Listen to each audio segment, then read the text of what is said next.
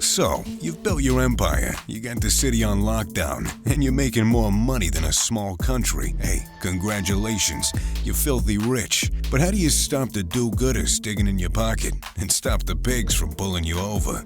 Well, let me tell you how a real mafia don moves their money and makes it clean.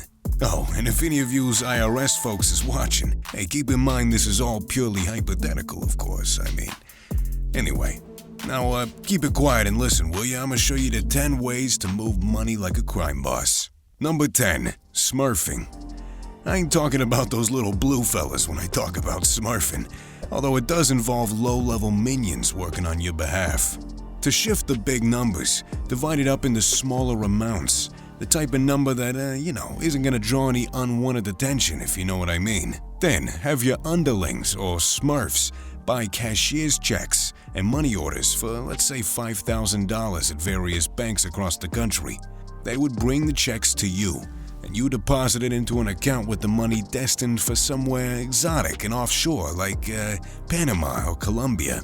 That's how the original Papa Smurf, otherwise known as Alberto Barrera, got away with it for a while in the 1980s. He and his Smurfs were able to launder about $12 million until the feds came sniffing when Barrera got sloppy with his large deposits. Number 9. Prepaid Cards.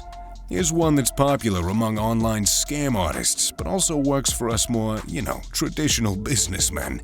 Prepaid cards, or store value cards, are a great way of storing and transporting money with ease. Again, you employ your Smurfs to go buy a few cards each. You load them with $5,000 a pop and cash them in once you've got them across the border. Carrying a few gift cards is much easier and less noticeable than transporting cold hard cash, Plus, it wasn't even picked up on until like 2012, by which time anywhere from $8 to $24 billion is thought to have been smuggled using this method. It's still a worthwhile endeavor, especially if you can spread them out among your associates. Number 8. Online gaming. In this line of work, you gotta move with the times. When an opportunity arises, you gotta reach out and grab it. Online gambling has become a huge money spinner in recent years, and nerds all around the world are willing to pay a lot of bucks to be like us. But in the virtual world, of course. Plenty of games these days allow gamers to convert real money into in-game currency and vice versa. Chinese cyber gangsters exploited this revelation in 2012, defrauding many legitimate business owners out of as much as $48 million using internet scams, and then filtering that money and exchanging it online using game currencies. It's a great way of remaining undetected as long as you spread the money around. Don't go naming your character something like Money Launderer 69. Number 7. Bitcoin. If you ain't a fan of the whole gaming shtick, you can try a similar method with online currencies like Bitcoin. Using an application like Dark Wallet or Samurai Wallet allows you to own Bitcoin and remain completely anonymous. You can then hop onto the deep web and make private transactions. It's not completely foolproof, mind you. Millionaire CEO Charlie Shrem got caught wiring money on behalf of some less than reputable clients back in 2014 when he used the popular Silk Road marketplace to conduct his business. The Silk Road has since been shut down too, but there are still many shadows left to operate in. Number 6. Hawala. Dealing with banks could be a pain in the proverbial. Thankfully, us wise guys already have a system in place that eliminates the banks. It's called Hawala, and our bankers are called Hawaladars. The system was formed in ancient India, and it involves transferring money internationally without your money ever leaving the country. Basically, you give a set amount of money to your local Hawaladar. He contacts his associate in another country and gets them to pay the money out of their own pocket to whoever you intend to pay on the other end. Obviously, he or she takes a small cut for their services, but it's far less than the other exchange services, or what the taxman would take. The Hawaladars then settle the outstanding amount among themselves and return the favor when it comes time to do so. It's a system based on trust, but trust me, not many people would dare to rip off their customers in this industry. You do risk your Hawala being discovered from time to time, though. Like in 2003, when the authorities found out about the so-called Manhattan Foreign Exchange in New York City that had allegedly been used to send $33 million in drug money to Pakistan within just 3 years. Number 5. The Black Market Peso Exchange. Another underworld transfer system that was uncovered in the 1990s was the Black Market Peso Exchange. It involved elements of smurfing and disguised transactions behind legitimate businesses. It's kinda hard to explain, so I'll just let CNN do it. In their report, after an $100 million bust in Los Angeles that involved ransom money for a kidnapped American drug dealer, they explained this. Under the scheme, a peso broker would work with a United States-based drug dealer or another conspirator who needs to send dollars to Mexico or another country. To do so, the broker would find businesses in Mexico that buys goods from the United States-based firms, such as those in the Los Angeles fashion district. The Mexican merchants would then send the dollars to the Los Angeles fashion district stores. In return, the fashion shops sent goods to the Mexico businesses, which then sold the products and gave the proceeds in pesos to the brokers and eventually the cartels. Hey, I mean, if you can wrap your head around that concept, then I bet you've got the smarts to take it seriously and succeed in this business. Number 4. Legitimate business. Of course, you could try going legit with your finances and actually clean your money by investing it in legitimate business. You know, kinda like Tony Soprano or Walter White. Only, it didn't end so well for either of those guys. Having a front company is a great way to keep prying eyes away. You can even cook the books a little while you're at it too. Overpay a fellow trader you owe money to or vice versa.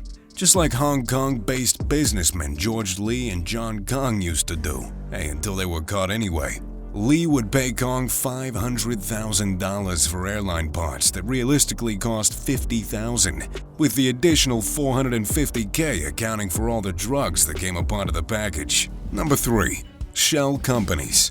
To be frank, you don't actually have to conduct any business at all if you're just looking to cover your tracks. Shell companies are used to legitimize dealings without actually owning any physical assets. A company name, along with some carefully constructed invoices and balance sheets, pretty much all you need to act like a pretty decent camouflage. You could choose to buy luxury items and sell them on to your other shell companies before cashing out. This is done to mask your identity and stay hidden.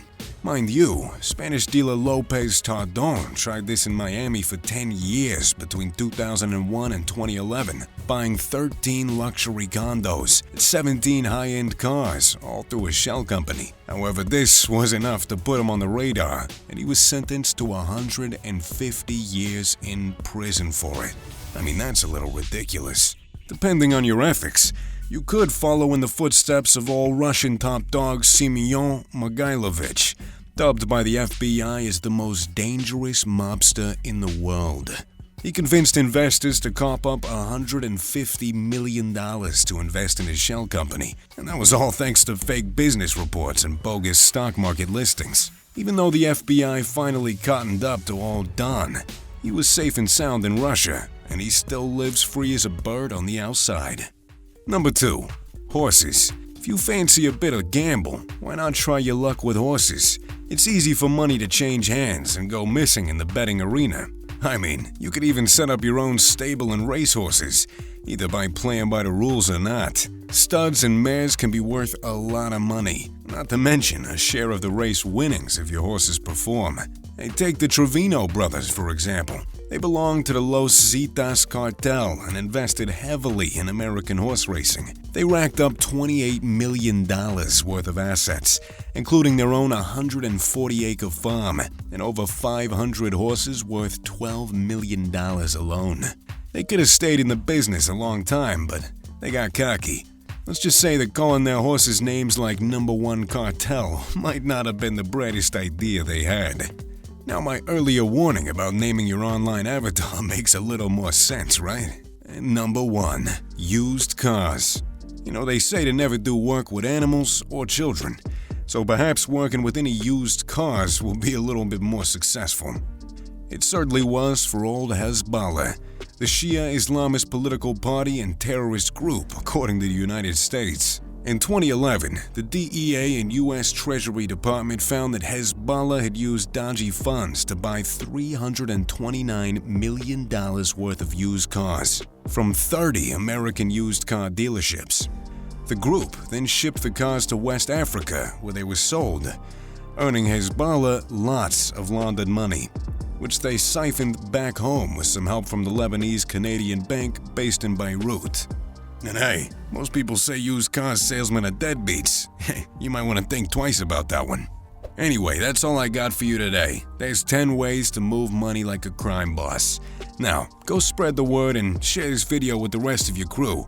And make sure to leave a digital thumbs up if you want to take your real ones with you. And unless you want to get whacked, make sure you've whacked that subscribe button along with the bell icon.